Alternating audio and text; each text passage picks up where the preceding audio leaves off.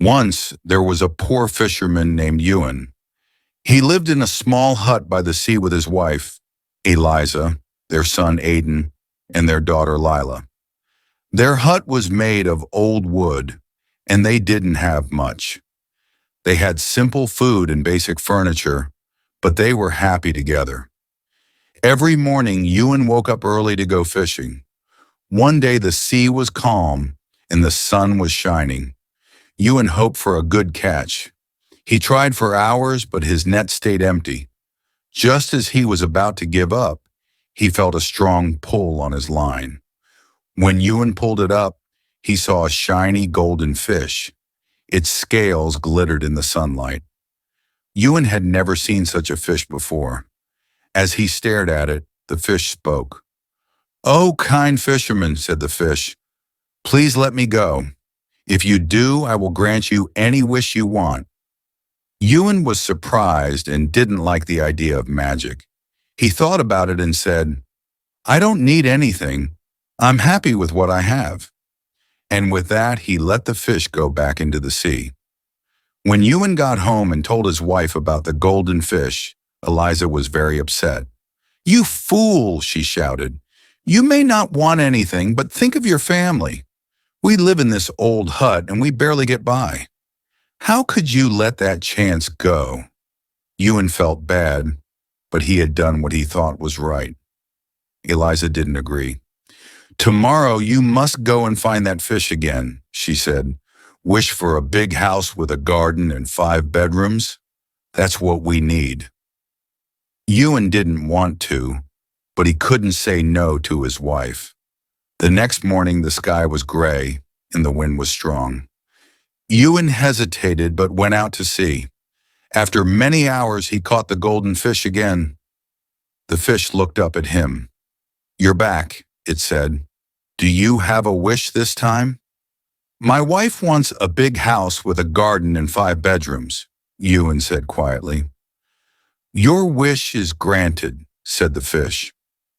Ewan let the fish go and rowed back home. When he reached the shore, he couldn't believe his eyes. The small hut was gone, and in its place stood a large house with tall windows, a green garden, and many rooms. Eliza was very happy, but Ewan still felt uneasy. That night during dinner, Aidan, their son, spoke up. "Father, you always do what Mother wants, but you never ask what I need," he said. "This house is nice, but it's too far from any school. How will I learn? I want a teacher who can live here and teach me so I can have a better life." Ewan sighed but couldn't refuse his son's request. The next day the sky was dark with heavy clouds and the sea was rough. Ewan's heart was heavy, but he went out to fish again. The storm made it hard, but after much struggle, he caught the golden fish again. "Another wish?" the fish asked. "My son wants an education," Ewan said. "He wishes for a teacher to live with us and teach him." "Your wish is granted," said the fish. Ewan let the fish go and returned home. When he arrived, a man was waiting for him. He was a teacher from the city, dressed in fine clothes. "I'm Master Theo," the man said. "I wanted to leave the busy city life and live by the sea. I will be happy to teach your son." Aidan was excited, and the house was filled with the sound of lessons. But Ewan still felt something was wrong. That night, as Ewan was getting ready for bed, Lila, his daughter, came to him. Her eyes were full of tears. "Father," she said, "you gave Mother and Aidan what they wanted, but you didn't ask me what I wanted." Ewan felt sad. "What do you want, my dear?" he asked. "I want to be queen," Lila said softly. "I want to rule a kingdom and make a difference in the world." Ewan's heart sank. The thought of his sweet daughter becoming queen scared him, but he couldn't say no to her.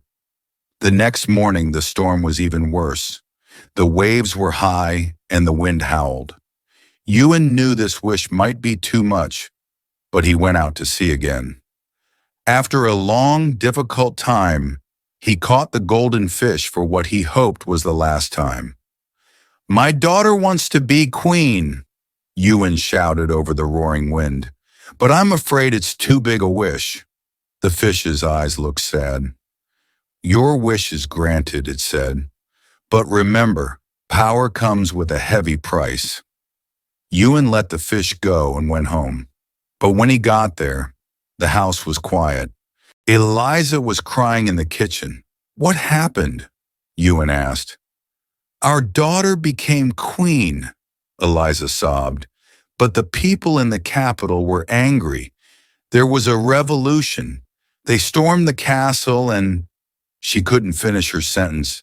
Ewan's heart broke. He ran through the house calling for Lila, but she was gone. Aiden had already fled, fearing the rebels would come for him next. The house that was once full of life was now empty. Ewan sat alone in the darkness, full of regret. "If only I had never listened to them," he whispered. "If only I had let the fish go and kept our simple life." The next day the storm was worse than ever. Ewan couldn't bear the pain any longer. He walked to the edge of the water and jumped into the sea. The storm swallowed him up, and the golden fish was never seen again. And so the tale of the fisherman became a story told in the village, a lesson that true happiness doesn't come from getting everything you want, but from appreciating what you already have.